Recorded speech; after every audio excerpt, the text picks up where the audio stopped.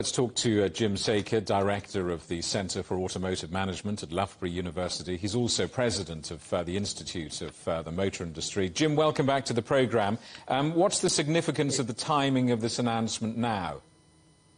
Well, I think it flags up the big issue that Tesla have dominated the news for a long period of time concerning the market in EV.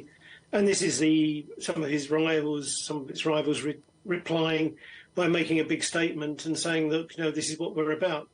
I think obviously the other issue is the fact that there's a bit of an issue over climate at the moment, and it's being felt both in the States and in Europe and across other parts of the world into China.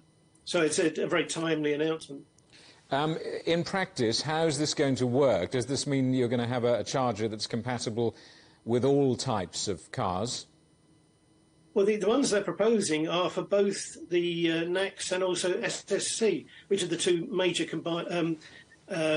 systems for charging electric vehicles. And so, you could charge a Tesla at these ones as well as BMW. So what they're proposing is that they have a universal charging unit. I think this is primarily because they can then get federal state money to allow the project to go forward. So it's a thing whereby it's a political issue as well as an economic one. Their statement says the 7 founding automakers intend to work as equals to ensure the success of the joint venture. I mean, cooperation among rivals, it'll never catch on. I mean, how unprecedented is such a move in the car industry? I think it's massively unprecedented, especially as they're saying they're going to be equal, especially as they have variable marketing shares. And so, therefore, some of their because each of them have a different market share, their customers will use it in different sort of ways and in different numbers. So it's really interesting to see how that's going to work. And, obviously the cost and the how much it's going to, a customer will have to pay is going to be an interesting question. What strategy, in your view, has to be implemented by Tesla's competitors to successfully and completely dethrone Tesla as the EV leader? I think it's to do with brand development at the moment. If there's one car one brand dominating, then everybody comes in with a different brand orientation. And so people will still want to drive BMWs, they still want to drive Hondas, Hyundais.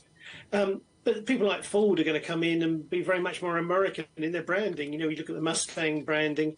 There's going to be a different sort of branding exercise taking place and competition based around that, along with other things. And obviously then the Chinese, who are not mentioned at all in this description and the news around this, they could come in very easily with very low-cost vehicles, which may then dethrone Tesla from the volume part. They're talking about a BYD having a Seagull produced, a product called Seagull, produced in China, which is only going to cost £8,000. Jim, good to talk to you. Thanks very much for your time. Jim Saker, Director of the Centre for Automotive Management at Loughborough University.